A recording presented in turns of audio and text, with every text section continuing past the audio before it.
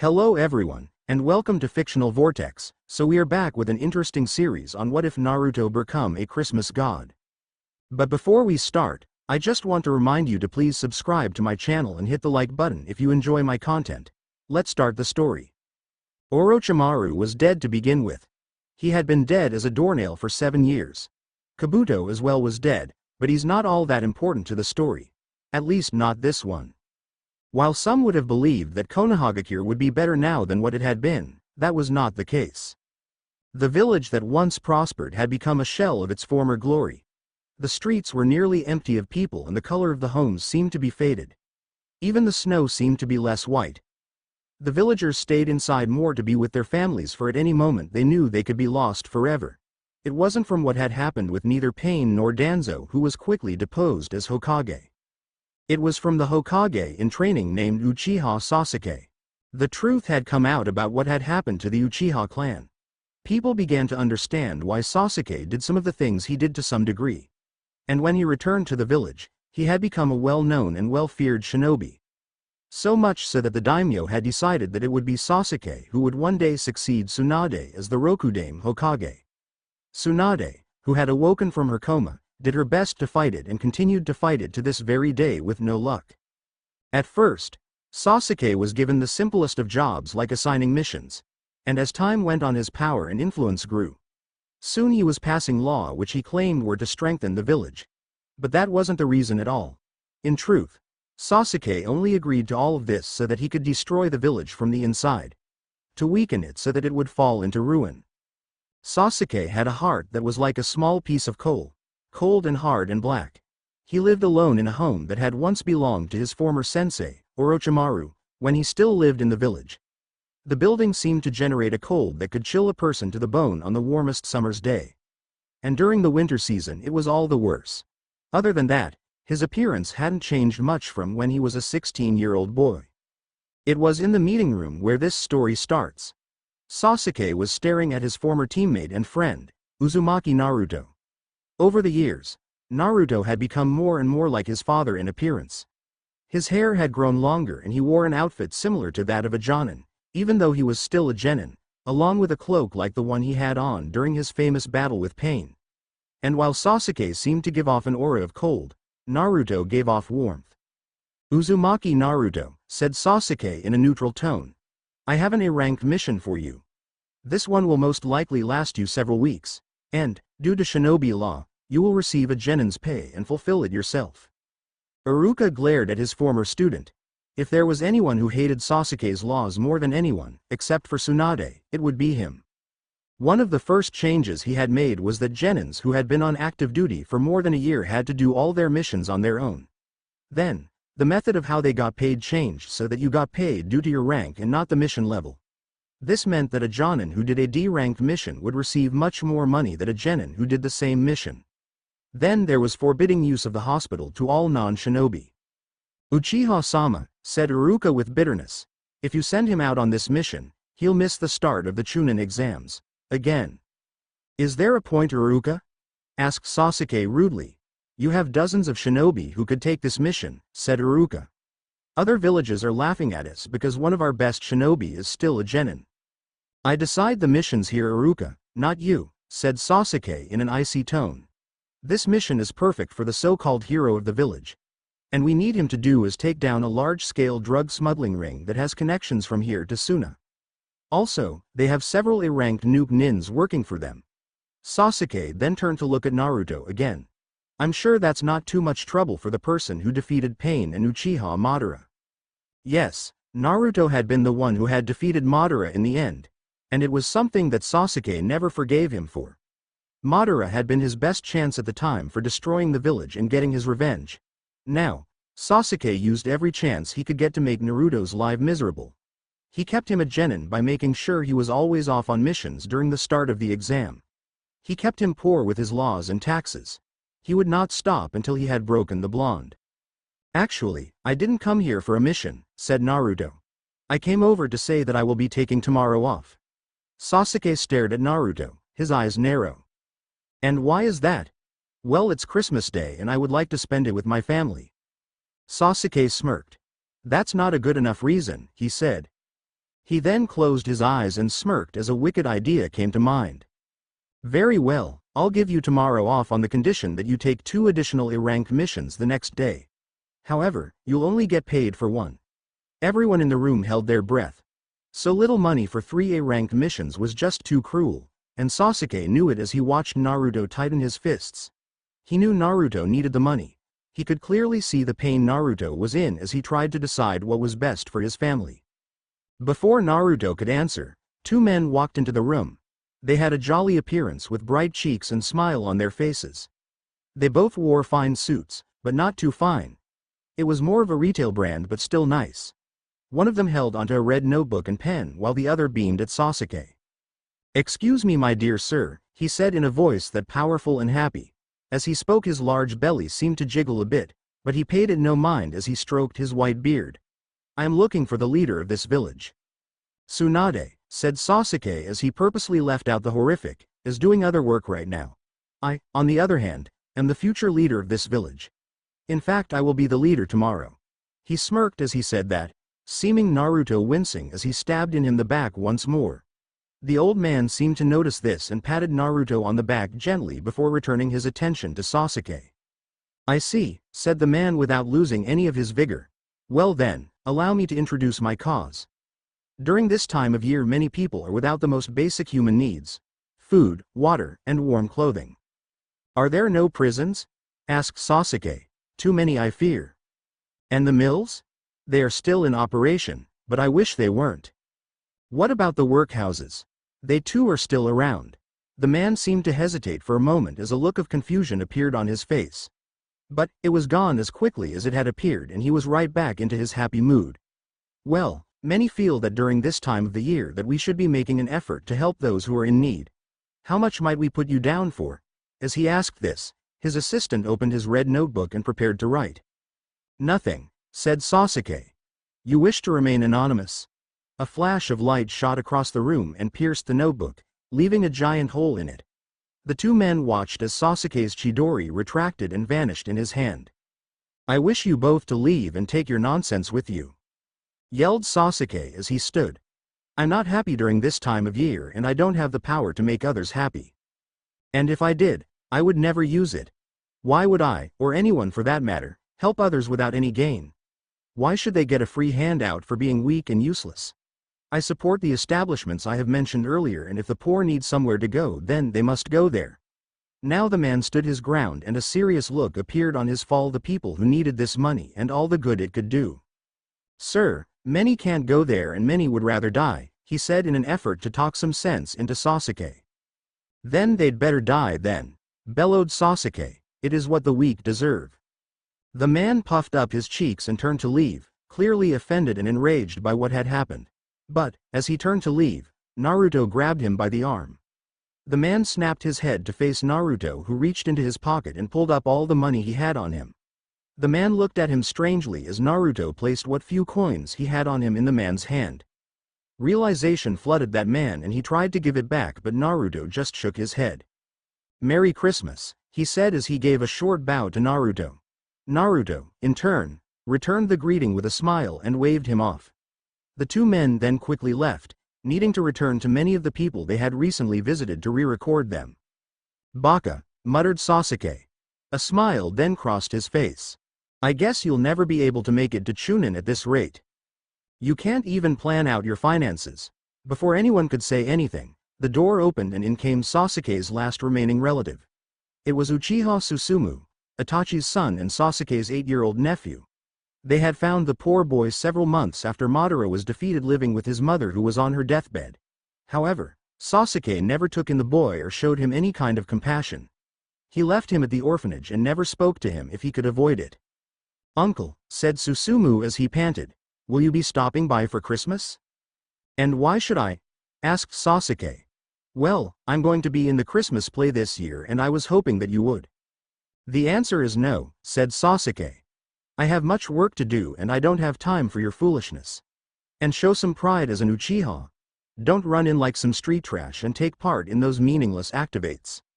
"They're not meaningless," said Naruto. "They have more meaning than anything you have right now." He then looked down at Susumu and smiled. "Hey, don't worry about it. I'll come and cheer you on. And so will the rest of my family. Why ever did you get married? Muttered Sasuke. Naruto heard it, looked up, and grinned.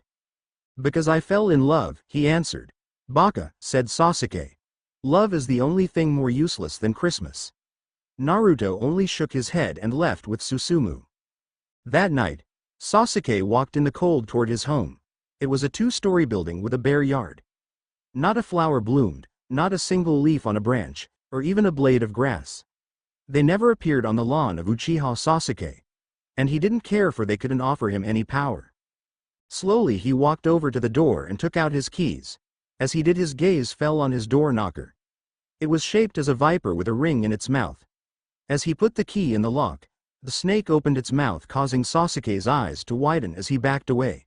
Then Orochimaru's head came out from the snake's mouth.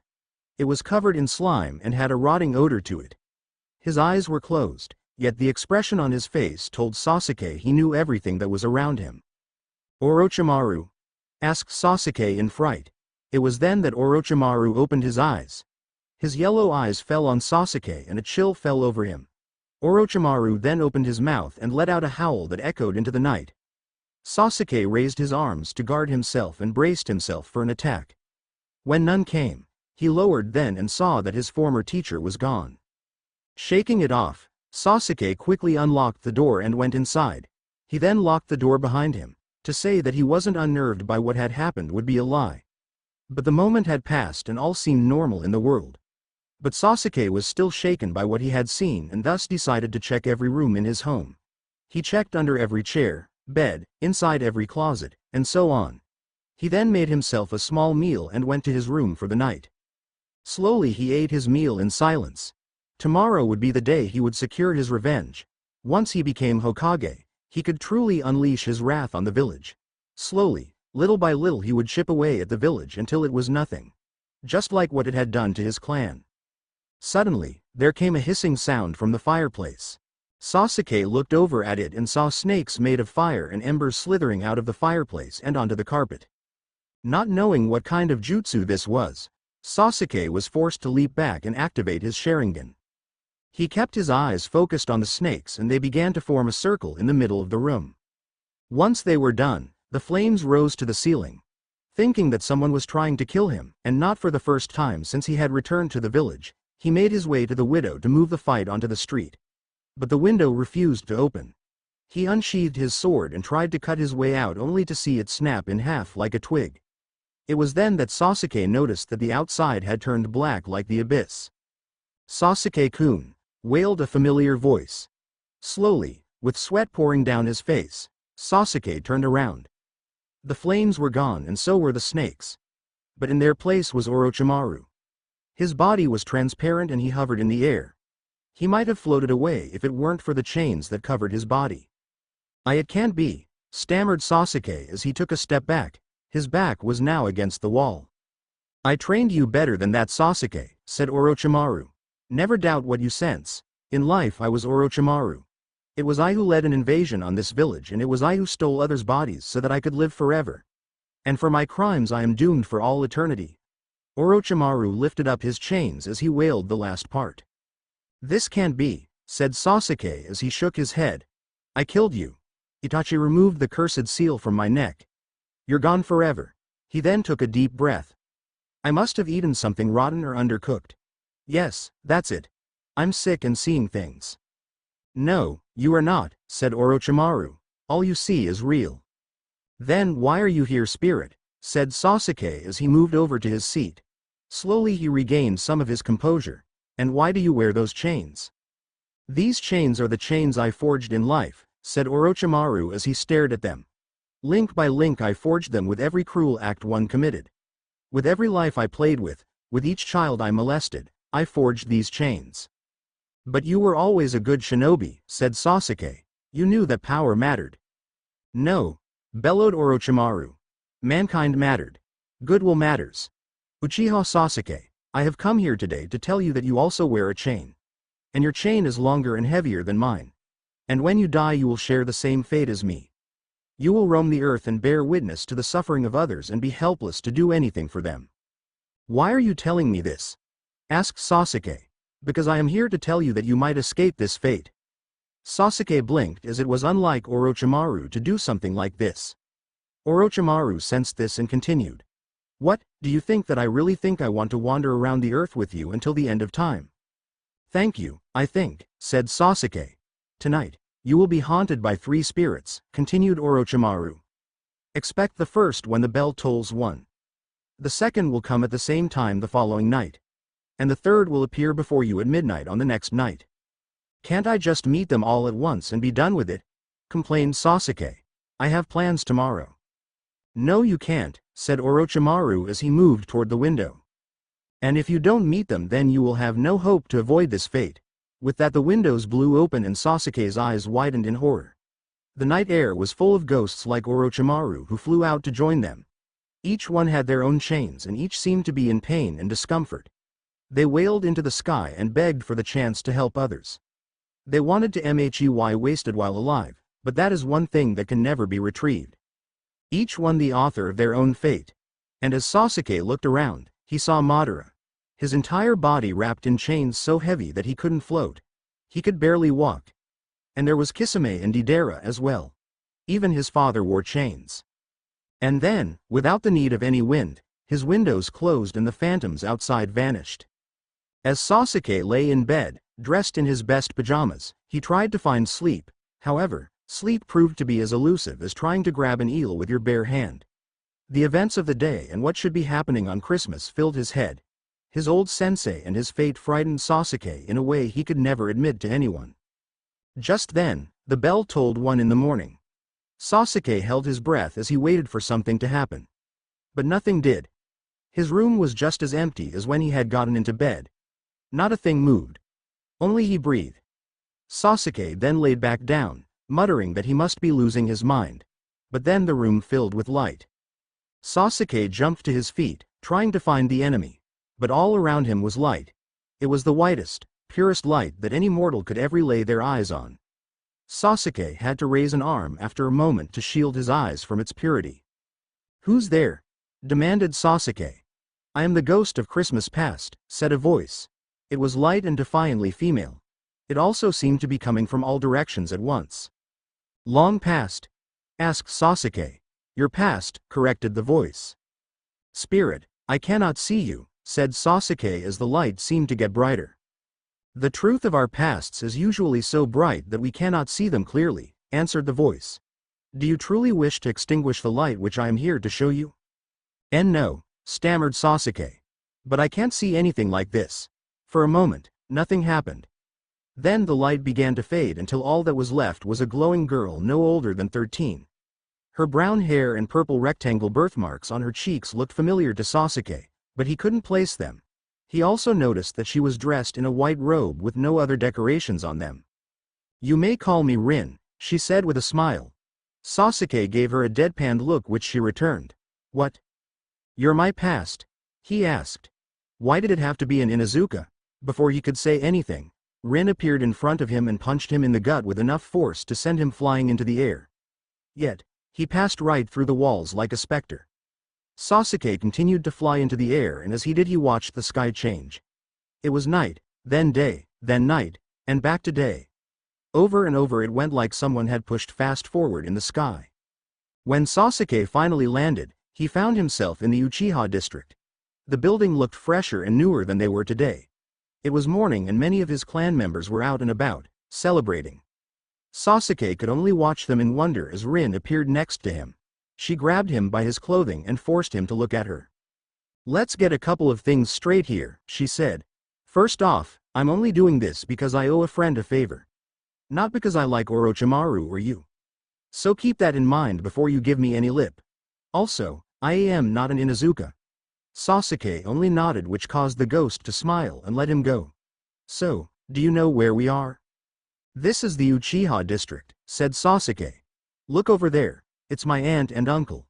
Sure enough, Sasuke had spotted 2 people who were now only dust in their graves.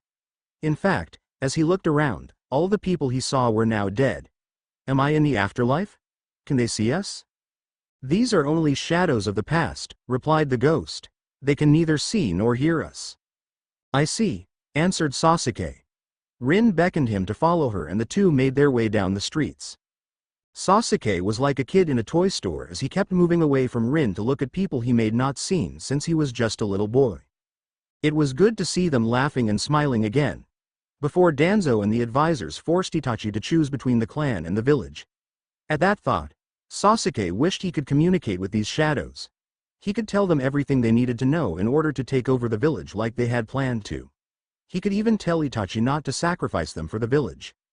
"Do you know this place?" asked Rin as she stopped and pulled Sasuke out of his thoughts. Sasuke turned and saw a home he had not seen in many years. It was his own from when he was a boy. "I was born here," said Sasuke with a gulp. "And is he familiar as well?" asked the spirit. Sasuke's eyes fell upon a small boy sitting on the porch, all alone. It was a boy that Sasuke knew all too well. The style of his hair, the color of his eyes, his favorite food and favorite toy. He knew that boy as well as he knew himself. "It's me as a boy," said Sasuke as he got a little teary-eyed. From what he was seeing now, the younger Sasuke had been sitting outside for a while, lost in thought. Snow seemed to be piling up on his head and shoulders, yet the younger Sasuke paid them no mind. "You're all alone," said the ghost. "Why is that?" "My brother was on missions all the time," answered Sasuke. "And my parents were always away doing clan functions that I wasn't old enough to go. So I was usually alone." "Did you not have any friends?" "Why would I need them?" asked Sasuke with a sniff.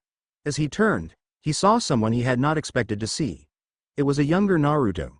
He was looking at Sasuke from behind a fence as if he was preparing to go over and talk to him. Perhaps it was because Naruto could sense someone as alone as he was that had brought him to this house. But before he could say or do anything, he was quickly cased away by some members of the Uchiha clan. "Let us see another Christmas," said Rin. The world then began to stretch and stretch like someone was pulling taffy. And when it began to return to normal, they were no longer outside in the Uchiha district. Now they were at the academy. And there was an older Sasuke, still a boy but a few years older. He sat alone in the building. "You're still all alone, I see." "It was the same every year," said Sasuke as he turned away. Just then, the door slid open. "Ni-san," cried little Sasuke. This caused the current, cold-hearted Sasuke's eyes to widen. Slowly, as if afraid that if he moved too quickly everything would vanish, he turned to see his older brother Itachi. This was an Itachi before he had killed his clan, a decision made by the Hokage's advisors and Danzo. He wasn't as tall as Sasuke had remembered him to be, but then again he had grown some.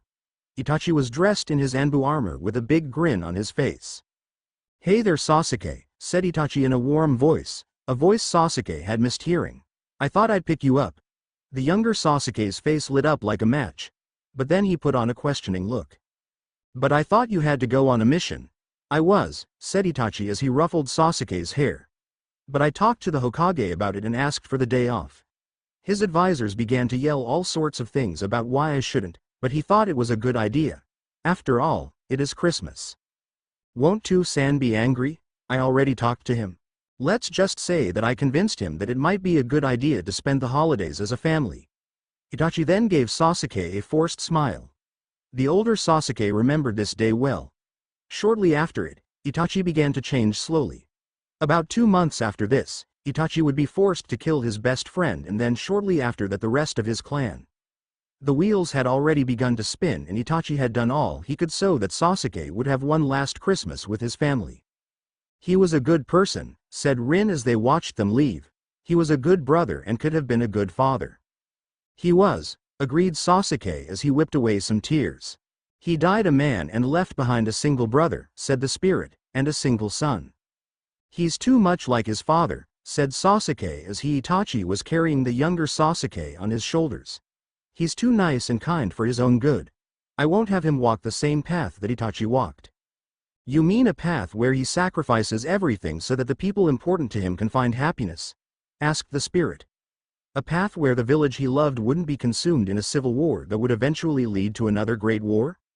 A path where he made those he cared about suffer," snapped Sasuke. He turned around only to find that they were no longer in the classroom. They were now in an apartment that Sasuke had moved into after his family was murdered. No, that wasn't right. They were sacrificed for the sake of peace. Now, Sasuke beheld himself once again. This time it had only been a 1-year jump. He watched himself just sit there on his bed as he held a picture of his family. There was not a light in the room and it was night outside. Also, the heat was barely on. Sasuke remembered this all too well. He had begun his training. The younger Sasuke had begun to train himself by depriving himself of light and warmth. He had to become cold as ice, an uncaring killer with one target. He had to remember what had happened and never let it go. It was an itch that he would scratch and scratch until the wound bleed. There was a knock at the door and the younger Sasuke slowly raised his head. Sasuke could see the dark circles around his eyes and his face looked a little thin. Sasuke remembered how hard it was at first to cook for himself and manage his own money. For the first few months, at least.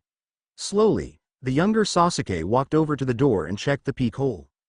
A surprised look came upon the boy's face and he opened the door to find that no one was there. The only thing that was there was a container of leftovers. Fish, rice, some pie, and a few other things all wrapped up for him. There was no card. Just some writing in the snow that read, "Merry Christmas." As the younger Sasuke picked it up and went back inside, Rin pulled on the older Sasuke's sleeve for him to follow her. Tighter they walked through a wall and jumped down to the ground. There, hiding behind a lamppost was Sakura. Her eyes were fixed on the door and there was a smile on her face. Sasuke had wondered for a while who had sent him the food and then later decided it didn't matter. Now, he felt some shame for not looking harder to find the person who gave him his only gift that year. In some ways it had been an amazing gift for it showed that someone out there still cared for him. She stayed for only a few minutes more until she left. Sasuke turned to look at the spirit, but she was looking at something else. Sasuke followed her gaze and saw Naruto. He was dressed in clothing so full of holes that they could barely be called clothing. As he walked by, Sasuke noticed that he was barefoot as well.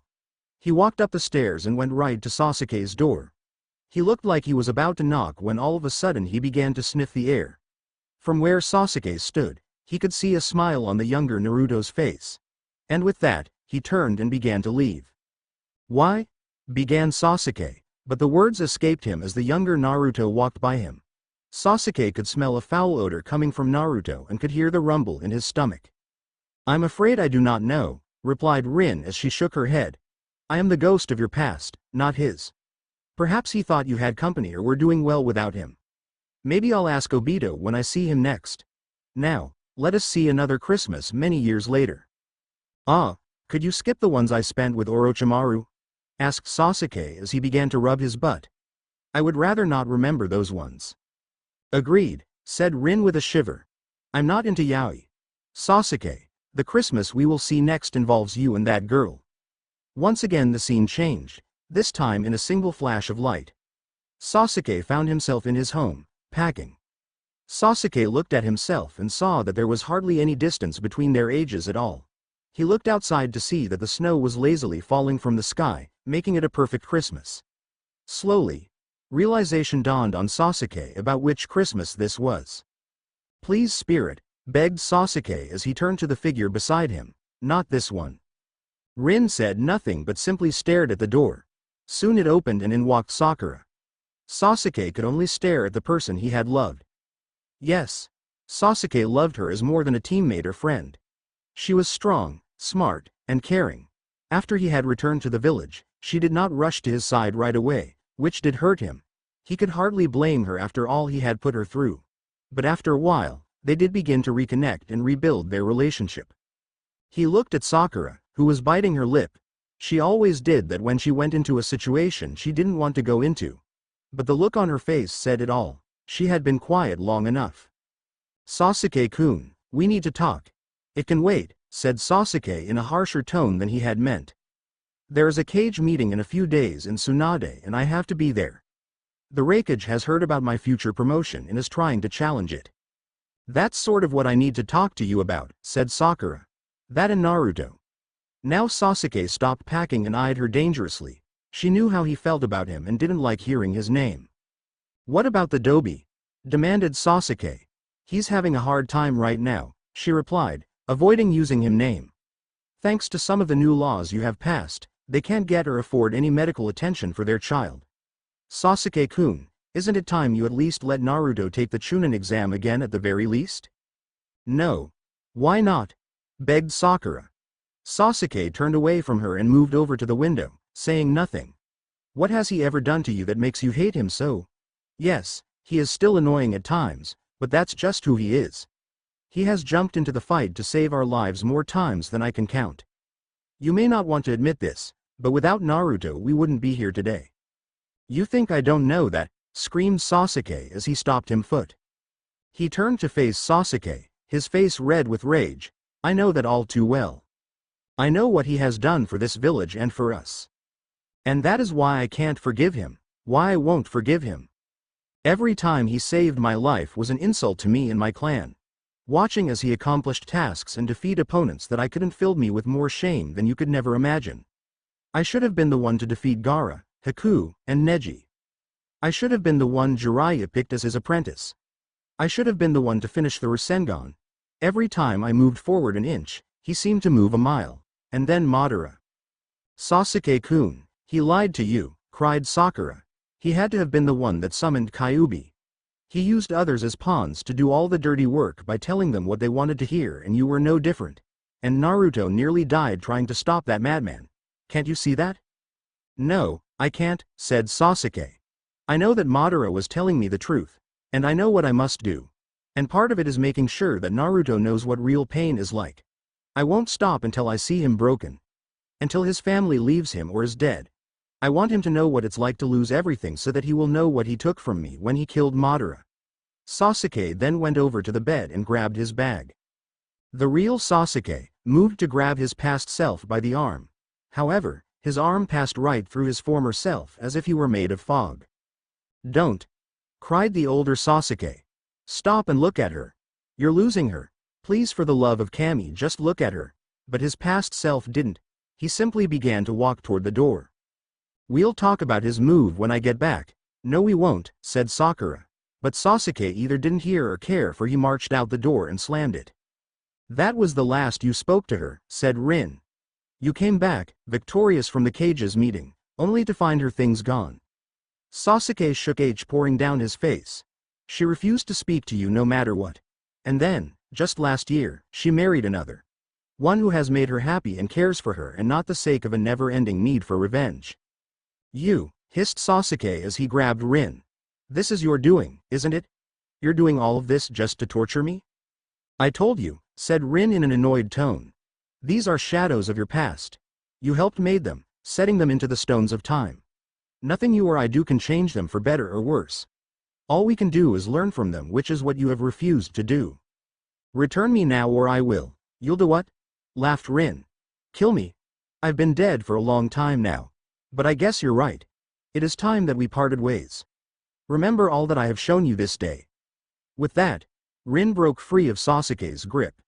She then punched in the nose so hard that he was thrown onto his bed.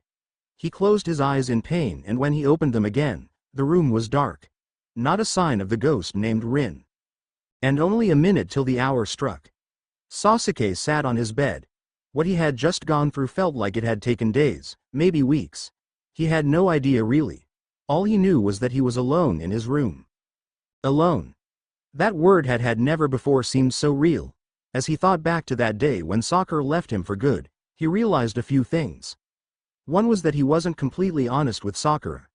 Yes, to some degree he was jealous of Naruto. But that wasn't all. Naruto had taken away his revenge against the village when he had defeated Madara. He couldn't just let that go. But at the same time he realized that it was his desire for revenge that had cost him something precious to him. As he thought this, the clock next to his bed began to chime. He stared at it for a moment, and when it was finished Sasuke looked around for the next ghost. But nothing came. There was no flash of light or rattling of chains. The only sound he heard was his own breathing. Letting out a sigh, Sasuke began to think that all he had was simply a bad dream. Then a bright light came on in the room right across from his own. Sasuke could see it clearly. It was a bright, golden color. Soon, Sasuke began to smell the most wonderful things. Cooked fish with lemon, herbs, spices, turkey, hot buns, and so much more that made his mouth water. And then came a voice that sounded familiar. Ho ho ho, come in and know me better man, said the voice in a joyful manner. Sasuke rose from his bed and carefully walked over to the door and opened it. What he beheld was like nothing he could have imagined. The room was full of items ranging from apples to presents. In one corner of the room was a much larger pile, and on top of it was the source of the golden light. It shined in the shape of a four-pointed star, like a star on top of a Christmas tree. As it continued to shine, its shape began to change.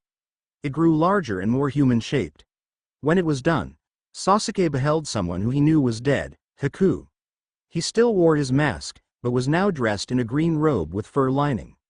There was also a ring of holly in his long black hair and a scabbard without a sword. Began Sasuke as he pointed at Haku.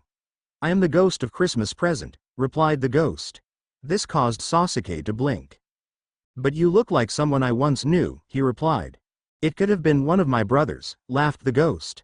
I do have over 2,000. Well, 2,008 older brothers. No, that's not what I meant, said Sasuke. He then let out a sigh. Never mind, it's nothing important. So are you my present? No, laughed the ghost. I am the present. I exist in the here and the now is Christmas. And what is all of this? Asked Sasuke as he gestured to the items that now filled the room. This is the feast of generosity which you have deprived your fellow men, replied the ghost. Now, let us go into the streets so that you may see what your eyes have been closed to for so long. An ice mirror then appeared in the middle of the room, but indeed of reflecting what was in the room it showed the streets of the village. Haku took Sasuke by the hand and the two of them simply walked into it. In the streets, the people walked around wishing each other a Merry Christmas. There was no need to worry about which religion they belonged to. No, it was more of an invitation than anything else. They were inviting others to share in the joy of the season. They walked around with gifts still to give, wrapped in colorful paper. Others walked with food while others simply strolled down the street. As Sasuke and Haku seemingly walked down the street, the Uchiha noticed that the spirit would sprinkle people from time to time with snowflakes made of golden light. Spirit, what are you doing? Asked Sasuke. In this time of year, people are given the Christmas spirit, said the ghost. It fills them just joy and thanks. Yet unto the poor I will give more. Why the poor? Asked Sasuke. Because they need it more, was the answer. Another question. Where is your sword? A sword is a weapon of war and hate, replied the ghost. But on my belt I carry only peace so that I may enter the hearts and homes of all people. Sasuke didn't reply as they passed by a closed feeding home for the poor and homeless. Sasuke looked at it and then at the spirit. Spirit, you claim to represent so much good, he began. But the actions of those like you speak differently. The people who speak of your work are the same people who close places on Sundays so as to deny a person's meal. They speak of my name, but they do not know me, replied the spirit with a hint of anger. What they do out of greed and self-interest. They are as strange to me and my family as if they had never existed.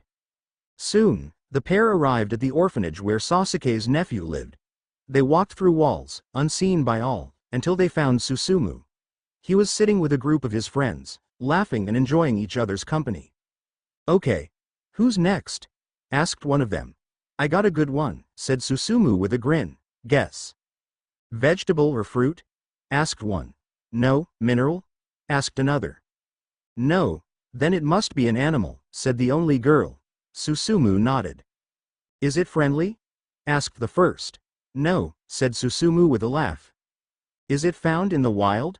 Asked the second. No. On a farm? Asked the girl. Nope. In the city? Asked the second. Yes. Is it wanted like a cat or dog? Asked the second again. No. Is it a rat? Asked the first. No. Is it a cockroach? Asked the second. No, but people like being around it as much as they do a cockroach. I got it, cried the girl. It's Uchiha Sasuke. Yes. As everyone began to laugh and cheer, Sasuke tried to turn away. He should have been angry at what they were saying about him, but he wasn't. He felt hurt. Was he truly so horrible that even these children despised him? He wanted to turn around and leave so that he wouldn't hear what else they had to say, but the ghost held him to the spot. Hey Susumu-kun, where did you go yesterday? Asked the girl.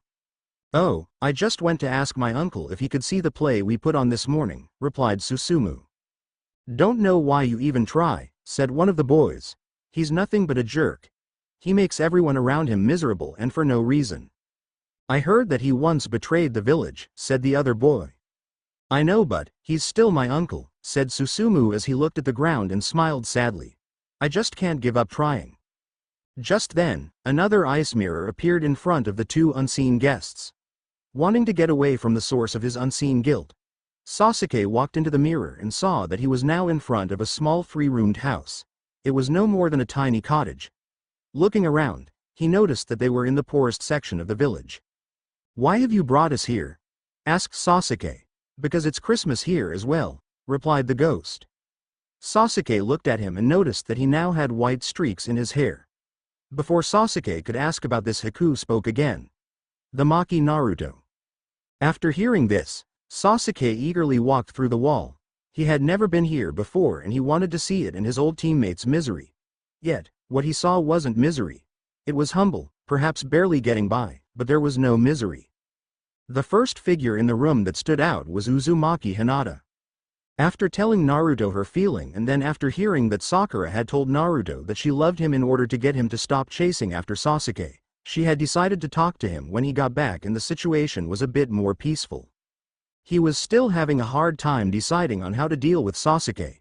Yet, somehow, her words helped remind him that he still was Uzumaki Naruto. She reminded him that he was a person who did what he felt was right, regardless of what others thought or said. And later that night, they fell asleep in each other's embrace. Since that time, Hinata had grown into a vision of beauty and motherhood. Her hair was still long, but she had traded her heavy jacket for an apron. Setting the table were the twins Ai and Kohaku. The two girls were both 6 years old. They had their mother's hair but their eyes were blue with no pupils. Sasuke looked at the girls and noticed that their clothing was little better than rags, stained and dirty. Ka-san, when will Tu-san and Kenta-nichan get home? Asked one of the girls.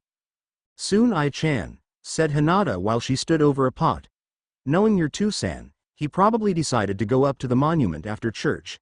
And you know he likes to take his time with Kenta-chan on his shoulders. But long enough to miss one of your amazing meals, said Naruto as he entered the house with a small boy on his shoulder. He couldn't have been over 3 years old. Looking at him, Sasuke saw that he was like a mini version of Naruto without the whisker birthmarks or pupils. But one other thing was different and he saw it as clear as day when Naruto get him on ground. The small boy needed a handmade crutch in order to walk. Hinata walked away from the stove and kissed her husband. How was he at church? She asked. As good as Ichiruka's ramen and better, said Naruto. You know, he said the strangest thing to me as we were walking home. He said that he hoped the people in church saw him and that it might be pleasant for them to remember on Christmas Day who made lame beggars walk and blind men see. Hinata's eyes began to water slightly, but she kept them hidden as best she could. She had to be strong in front of the children.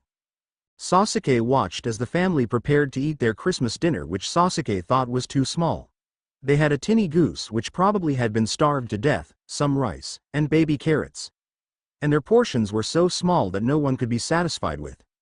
Wow, look at all the food, cried Kenta, there's so much. Yeah, I thought we should splurge at least once a year, said Naruto as he rubbed the back of his head. That's slurping? Asked Sasuke to the spirit, it's barely anything at all. But it is much appreciated, said Haku as he poured the golden snowflakes on the family. Sasuke said nothing as he watched the family sit down to dinner, keeping a close eye on Kenta. He had heard that their son was ill and with medical treatment he could get better in time. That was when he decided to ban civilians from the hospitals. He had only wanted to hurt Naruto, but now he saw that the person he was really hurting was this small child who seemed to be handling it every well. A toast, said Naruto as he raised his glass of water. To Uchiha Sasuke, the founder of the feast. This snapped Sasuke out of his thoughts. After all he had done to the village and to him, Naruto was still willing to offer him a toast. He was so stunned that he was speechless. Hinata, on the other hand, was very vocal about her husband's decision. Him, the founder of the feast? She asked in an angered voice. How can you say that after everything that he has done? He has tried to kill you, neatly starts a war, and is now slowly destroying the village.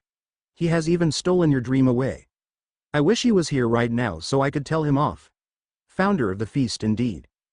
The only feast he hungers for is revenge and he is never satisfied. But it's Christmas, said Naruto, and the children. Fine, said Hinata with a sigh of defeat. But I'll drink for your sake, not his. She then raised her glass. To Uchiha Sasuke, may he be happy and have good fortune. The rest of the family raised their glasses and responded with Kenta being the loudest. As the night went on, Sasuke watched as the Uzumaki family celebrated this special day. Once they had dessert, which had been a gift from Choji, they began to sing Christmas carols and tell stories. After several hours, there came a knock on the door which turned out to be Tsunade and Shizune. "How's everyone doing?" asked the now retired Hokage. "Hi Hyuba-chan," said all the children at once. Tick marks appeared on her forehead while Shizune tried to hold back her laughter. "What's up Ba-chan?" asked Naruto. A moment later he was sent flying into a wall thanks to Tsunade's fist. "It's bad enough that your children call me great-grandmother," she said as Naruto picked himself up from off the floor. "So don't push your luck." "Merry Christmas," said Shizune. Today she had dressed a bit more festive. Today her kimono was red and she was wearing a red Santa hat. "Merry Christmas," replied Hinata. "We didn't know you were going to be stopping by. If we did, we would have tried too." "No need," said Tsunade as she interrupted Hinata. "I decided to stop by to give Kenta-chan a quick checkup." Tsunade then walked over to Kenta and knelt down. "This won't hurt a bit." Kenta nodded as Tsunade placed her palm on his chest. For a moment it glowed green and she closed her eyes. She then opened them, put her hand down, and gave Kenta a forced smile. "I think you got a bit better. But you better rest up a bit more." "I think they all should," said Hinata, which caused groans from both the girls. "None of that now. Off to bed." Like a shepherd, Hinata herded them into the other room. "So how bad is he really?" asked Naruto once the others had left. "No change," she replied as she shook her head. "His best chance right now is surgery and I can't do it in here. Naruto, if I were you I'd leave the village and get him some medical attention and soon." "You know I can't," said Naruto as he shook his head. "Sasuke would hunt me and my family down as if we were wild animals. I'm just too strong to be allowed to leave." Naruto then looked down at the floor. "Also, I'm afraid that Kenta won't be able to handle the trip in his condition." "But he'll have a better chance if he," Tsunade began but stopped when she felt Shizune's palm rest on her shoulder. "You know he's right Tsunade-sama," said Shizune. "In order to escape they would have to move at high speeds. Kenta-chan's condition would kill him before Sasuke's shinobi could catch them." "Damn it," swore Tsunade as she punched her own palm. "I can't believe that this is it. We worked so hard to rebuild this village after Orochimaru and Pain destroyed it only to have that Gaki tear it down. Why couldn't I stop him?" At this point, tears were falling down her face. Naruto walked over to her and held her in his arms. "Spirit, will Kenta die?" asked Sasuke. "That is the future," said Haku. Now his hair was all white and there were liver spots on his hands. "My domain is the present. However, I do see an empty seat where a child once sat and a crotch without an owner. If these visions remain unaltered, I believe that the boy will die. But if he's going to die then he'd better to it. It is what the weak deserve." Sasuke looked into the masked face of Haku in terror of hearing his own words. He turned quickly and went to the wall where he knew that on the other side was Kenta and walked through it. But on the other side wasn't a room at all. He was standing in the streets with Haku next to him. However, Haku was looking much older than what he had just moments ago. "Spirit, you-ha. My time on earth is limited to a single day," said Haku. "Once the clock strikes midnight, I will die." Sasuke nodded and then noticed something moving under Haku's robes. "Spirit, I'm afraid to say this but I think there is something under your robe," said Sasuke as he pointed. "It looks like a claw." "It might as well be a claw," replied Haku as he lifted his robe. Sasuke took a step back in horror at what he saw. They were children, but barely human. They clung to Haku's legs and hissed and growled at Sasuke. Their teeth were rotten and hair soaked with mud. "Are those your children?" asked Sasuke with a gulp. "These are humanity's children," replied Haku. "The boy is ignorance and the girl is want. Beware they both but especially the boy for doom is written on his brow." "But if they are humanity's children then why are they with you? Don't they have any refuge or recourses? Are there no prisons?" countered the ghost as the bell began to toll. "Are there no workhouses?" If the ghost had wanted to say any more, he was now unable to for the last bell had rung. He fell to his knees and his mask cracked, revealing ashes and a skull. Then the remains and the children simply vanished in a fog that consumed all. "I have made my decision," said the judge. After looking at all the evidence, Darth Valgov did try to take a swing at his neighbor. However, the attack was provoked. Also, his neighbor has committed the IFT and over crimes against him. So I find the defendant not guilty. "I object," yelled my neighbor. "He has been deeply offending me for years by expressing his faith for all the world to see. And he has the right to, as it is protected by the First Amendment," said the judge. "You haven't heard the last of me," my neighbor replied as he pointed at the judge. "I'll be calling you, your boss, and everyone else I have to so that I will have my way." With that he storms out. "Well, that's one problem that is gone," I say as I stand up. "Now I just have to get someone to play the last ghost." I think for a minute before a light bulb appears above my head. I got it. Sasuke stood alone in a world of mist, waiting for the last ghost to appear. Then, walking toward him was a figure in a black robe and hood. Sasuke gulped, wondering what this spirit would be like. Then, it tripped, causing Sasuke to blink in confusion. "Ouch, that hurt," whined the figure as streams of tears shot out from her hood. "Just hurry up, Baka," yelled another voice. This one was male and sounded irritated as hell. "Hi," said the cloaked figure. It reached into its robes and pulled out a stage light. Sasuke nearly face-faulted when he saw it. The light was then turned on and the fog vanished. Sasuke turned around and saw who the light was shining on, and that being began to sing. "Hello, my baby. Hello, my honey. Hello, my ragtime gal. Send me a kiss by wire. Baby, my heart's on fire, if you refuse me. Honey, you lose me. Then you'll be left alone. Oh baby, telephone. And tell me I'm your own." Sasuke just stared with an eye twitch. "Who the hell are you?" he demanded after a while. "Me? Well, for today I am the ghost of Christmas yet to come. But that is a mouthful, so you may call me Darth Valgov." "What kind of name is that?" demanded Sasuke. All I could do was shake my head. Slowly I raised my hand and then made a squeezing motion. The effect was immediate as Sasuke put his hands around his throat and began to grasp for air. Soon he has on his knees. "Do you feel that?" I asked him. "The last two ghosts you have seen were in charge of the past and the present. My realm is the future. What you feeling right now is the gasp of what awaits all people regardless of wealth or privilege." "Oh," said Mihashi. "Ah, boss, what is that?" Tick marks appear all over my face. I turn to face her while letting go of Sasuke. "Baka," I yell. "I am trying to create the right mode right now and you, go stand in the corner." Mihashi begins to cry and runs toward me. Why, I have no clue. I have no desire to see what goes on in her head. As she runs, she trips on nothing and the stage light that was in her hands flies towards me and hits me in the head. "I'm sorry," she cries. "Corner, now," I roar. "Does that happen often?"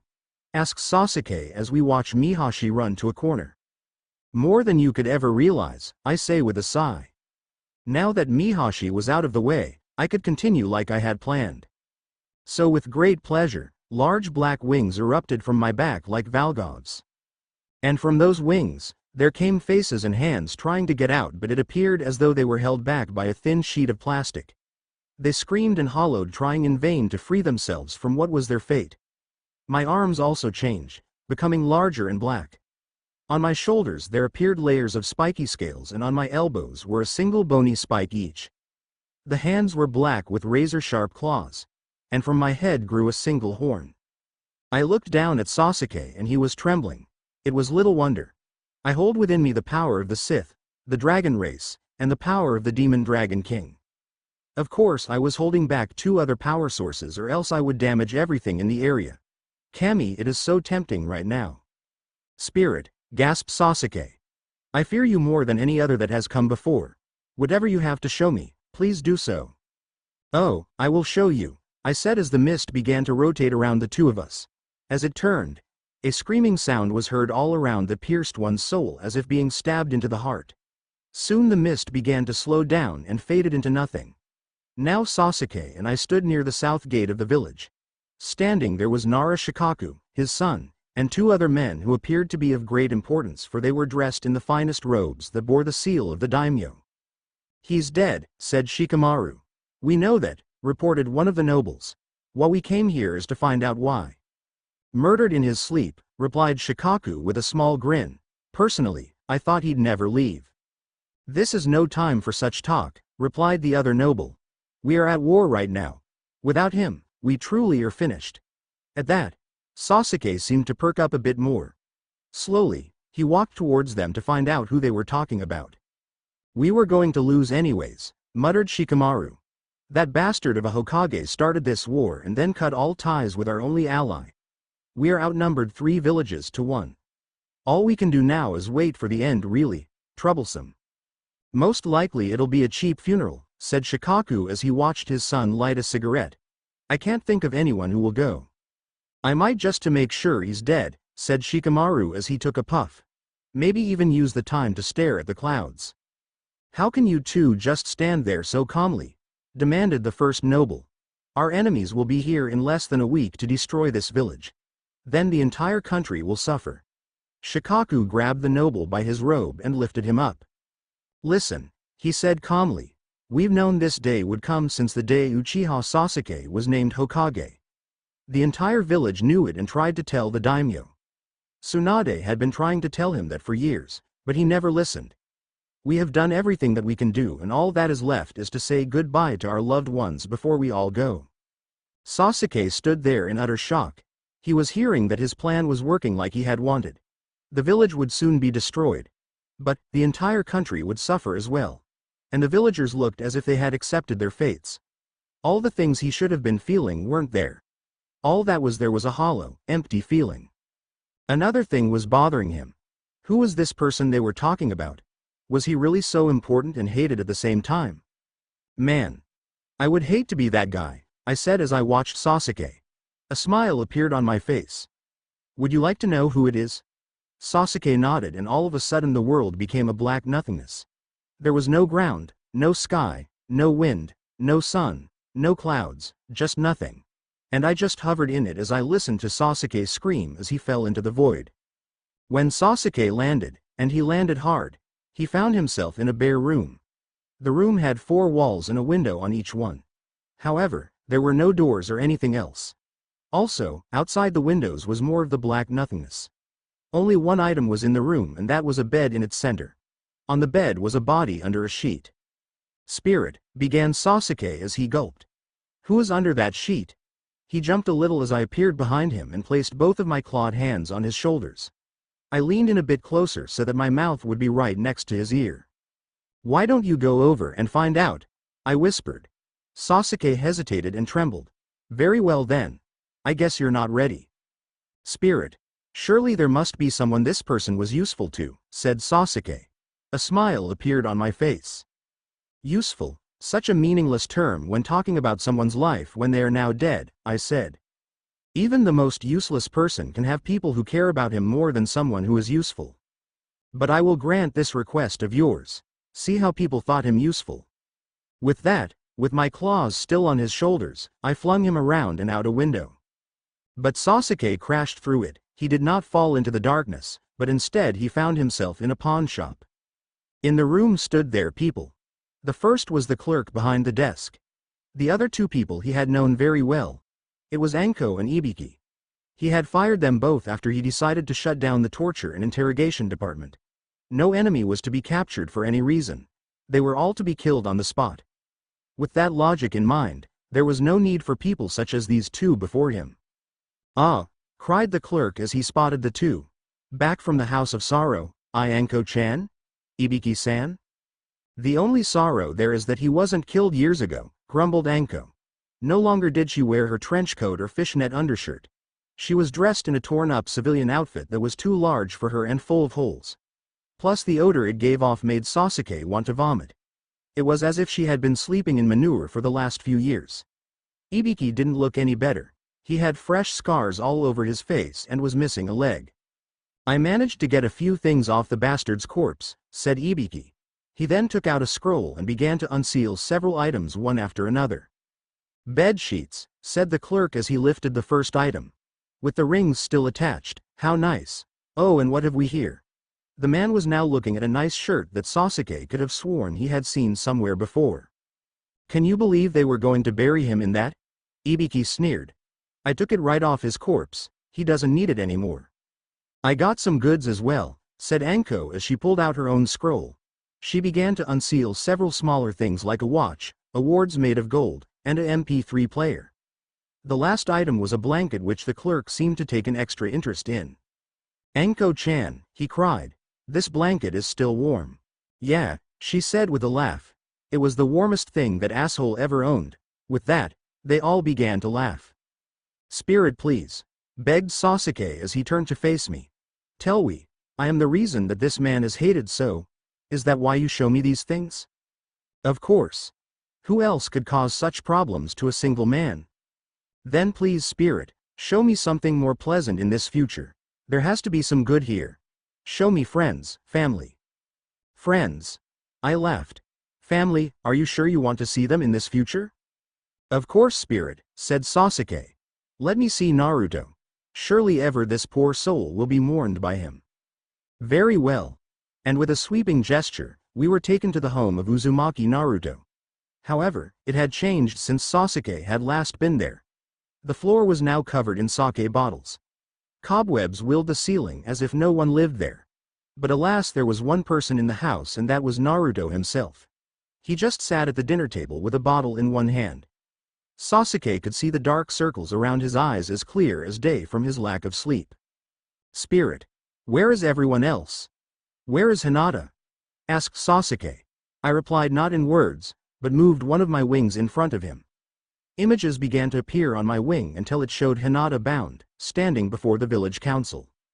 Uzumaki Hinata, said the lead councilman, you have been found guilty of the crime of murder. What? Yelled Sasuke. No, that's impossible. Hinata is simply not capable of doing something like that. But she will, I said. She will kill him while he sleeps. He will suffer all through the night, gasping in pain, begging for help that will not come. And only when he is dead will she be taken into custody. That is her future. But what of her children? Asked Sasuke. Once again did the images return to my wing. This time they showed two corpses being given to Naruto and Hinata. The corpses of their twin daughters. Both of them had been slashed multiple times and there were bruises all over their bodies. And from the image came Sasuke's voice. During these times of war, we need more people on the front line. So from this day forward, all academy students will be assigned D and C class missions. It was a true tragedy, I said as the images of Naruto and Hinata began to break down and cry. You sent them on a C-ranked mission on their first time out of the village. They were to go as decoys and the enemy fell for it. Sadly, once they realized this, they were very angry. So they killed those poor little girls. And, began Sasuke, but he did not finish, for as he spoke, his eyes fell upon the crutch that no longer had an owner. It simply rested in a corner, covered in dust. Tears began to fall from Sasuke's cheeks as he walked over to it and tried to grab it. However, he was like a phantom here and as such his hand passed right through it. He then turned to face Naruto. So now do you understand, he said as he wiped the tears away. This is what it feels like to lose everything that you hold dear. Now you understand what I went through. Being powerless to save the people you loved. To know what you had and to know it'll never come back. You must want revenge, don't you? Naruto said nothing for he could not hear a word that Sasuke said. His eyes, however, did rise to look at the crutch and tears began to fall from his face. Then, with great force he threw the bottle of sake against the wall. He then slowly rose up and went to a side of the room and began to search for something. He opened cabinets and looked behind shelves, in search of something. As if Sasuke was growing impatient, or tired of watching Naruto look for his missing item, he walked over to me and gave me his full attention. Let us move on, Spirit, said Sasuke. Know something is about to happen. Sasuke was about to say something when a sound turned his attention back towards Naruto. He turned around and gasped in shock and horror. Naruto was now standing on a chair with a noose around his neck. What are you doing? Demanded Sasuke. But Naruto didn't hear. He couldn't hear. His eyes were only half open as he stared at the crutch that had belonged to his only son. You can't do this. Don't you want revenge? Don't you want to take your hatred out on me? It's all my fault. whispered Naruto as he continued to stare at the crutch. Sasuke stopped yelling, his jaw open. If I had only been stronger, they might still be alive. If I hadn't been so stubborn, they might be alive. Just then, there was a knock on the door. Naruto, came Sakura's voice. I'm worried about you. Can you please open up? Naruto looked at the door and then back at the crutch. With a final tear, Naruto kicked the chair from under his feet. He died instantly. Upon hearing a snapping sound, Sakura broke down the door to find her old teammate hanging from the ceiling. She and her husband, Lee, ran in to try and save him, not knowing that they were too late. Are you happy? I asked. Sasuke turned on. The hell can I be happy with this? Isn't this what you wanted? To see him broken? You did everything in your power to hurt him, to make him feel like you felt so that he could know your pain. You starved him and his family. You withheld medical treatment from his family. You will knowingly send his surviving children to their deaths. And he still doesn't blame you, only himself. Tears were rolling down Sasuke's face. I didn't want it to be like this. Maybe seeing your nephew might cheer you up. Sasuke brightened at that. With a single hand gesture, I brought the two of us to an alleyway. Sasuke began to look for Susumu frantically.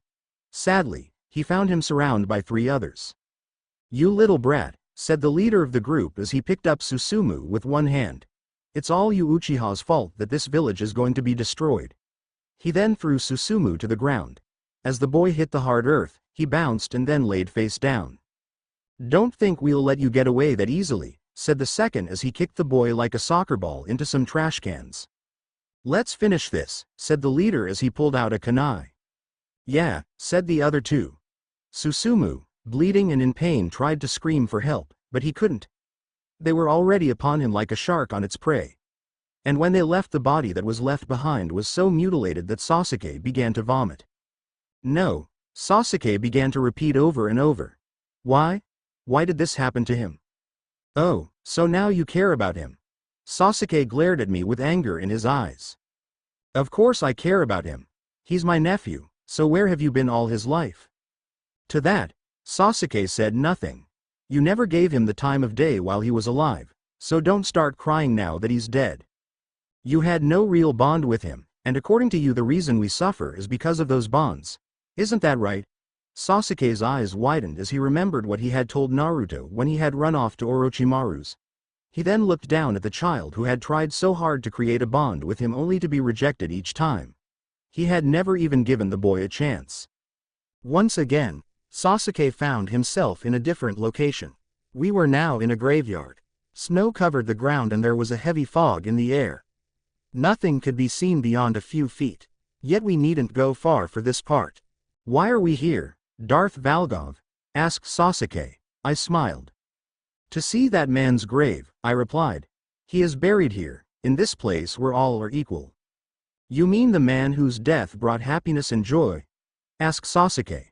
I nodded and then pointed to a grave. Sasuke began to move toward the grave and then stopped. I have to ask you something, he said. These things you have shown me, are they what will happen or might happen? I simply smiled as I continued to point. Breathing hard, Sasuke moved towards the grave. Covering the name was snow which Sasuke wiped away and then gasped in shock. It's me. Yes, I said. Because of you, Kenta was never able to get the medical treatment that he needed and died. Then, after her 2 daughters died, Hinata killed you for revenge. And once you were dead, the village was left without anyone willing or able to take control. Now see the future you have created. With a single flap of my wings, the fog departed and now Sasuke could see the entire village. What was left of it anyways? In the streets there were skeletons of men, women, and animals. Building lay in ruins and the plants were all dead. All that was left of this once great shinobi village was a ghost town. Spirit, why do you show me these things if I was beyond hope? Cried Sasuke as tears fell down his face. This wasn't what he wanted anymore. Seeing it sickened him like nothing else ever had. I am not the man I was. I will live my life in the past, present, and future. I will not shut out the lessons the spirits have taught me. Please tell me that the words on that tombstone can be erased. Sasuke closed his eyes as the tears continued to fall, and when he opened them, he was home. Relief swept over him like nothing he had ever experienced in his life. He had no doubt, lying in his bed, that what he had been through had been real. No dream could ever be like that. And no dream had ever made himself feel this good. Sasuke was so overcome with joy that he began to laugh and dance around in his room. Then, he rushed to the window and opened it. Snow was falling as people were walking down the streets. Then, he saw a girl with blue hair tied into pigtails. "You there, girl?" Sasuke called out. The girl turned around and looked up at him. "What day is it?" "Today," she repeated, sound confused. She then gave him a warm, happy smile. "Well, today is Christmas Day." "It is?" asked Sasuke happily. That meant he didn't miss it. The spirits did it all in one night. Just then, he remembered the small meal that the Uzumaki family was going to be having. Well, that wouldn't do at all. "Girl, do you know if the prized turkey has been sold yet?" "The one nearly as big as me." "No, sir, it hasn't." "A bright girl, an intelligent girl. Go and buy it for me. Do it and I'll give you 1,000 ryos. Come back in less than 5 minutes and I'll give 2,000. And off the girl went like a flash, passing me by in the street. "What, you thought I was done here?" "Hell no." 4 minutes and 30 seconds later, the girl received her reward and the turkey was sent over to the Uzumaki house. As she began to walk towards her original destination, she spotted me and stopped. Well, she didn't stop because of me but the person who was behind me. "Mihashi!" she cried out. "Sasami-chan!" cried Mihashi as she ran towards her. The two ran towards each other and began to hug. "Merry Christmas, Mihashi," I said as I began to walk away. The two girls were brought out of their tearful reunion and looked at me. "You'll find the rest of the gang at the ramen stand," and with that, I left the Naruto world. Back with Sasuke, he had headed out to meet with Tsunade. There was something he had to do. But along the way he ran into a familiar face. It was the man who had been collecting for the poor and homeless. Sasuke smiled at him pleasantly as he walked over to him. "I want to apologize for my behavior yesterday," said Sasuke. "I was wondering if I'm not too late to put in a donation." "Oh, of course not," stammered the man. Sasuke reached into his pocket and pulled out a scroll and then handed it to the man. In truth, he had been hoping to run into him today, so he had brought all he could offer. The man opened the scroll and then gasped as he realized what it contained. "Sir," said the man as he gulped. "This is the deed for the entire Uchiha district. Are you sure you want to just give this away?" "I'm sure," said Sasuke. "I have not used it in years and it just sits there, empty. Perhaps you and your group can use it to bring joy to others. Merry Christmas." Before he could leave, the man hugged him. He then pulled away and smiled. "And a very Merry Christmas to you," he said. "People of Konohagakure," yelled Tsunade as she stood on top of the Hokage tower. "Today is the day that I stepped down as Hokage. 7 years ago, it was decided that Uchiha Sasuke would replace me and now he is ready to take the title of Rokudame Hokage." A sickening feeling filled her stomach as she watched Sasuke stand there, waving at the crowd that barely clapped. This was it was all over. But there was nothing she could do now. She had to give that traitorous Gaki her office and title. She turned to face Sasuke and he turned to face her. She then held out her hat, and once he took it, it would mean that he accepted the position of Hokage. Slowly, Sasuke's hand reached for the hat, and then pulled away at the last moment. Everyone gasped, wondering what was going on. "I decline," he said. "There is someone far better suited to lead this village than I am. You don't need me to tell you who it is." And with that, Sasuke turned and walked away, leaving everyone speechless. But not for long. "Hey Naruto," yelled Tsunade with a big grin. "Take the damn hat. Tonight I did day on." Sasuke was never the same again. He was as good as his word and better. People would say that he knew how to keep Christmas in his heart all year round. He let Susumu move in with him and became his legal guardian. And to Kenta, who did not die, Sasuke became like a second father to him. Sometimes people laughed when they talked about the change in him and in his heart. Sasuke laughed with them. The end. I hope you enjoyed this episode. Remember to subscribe and like this video. See you in the next part.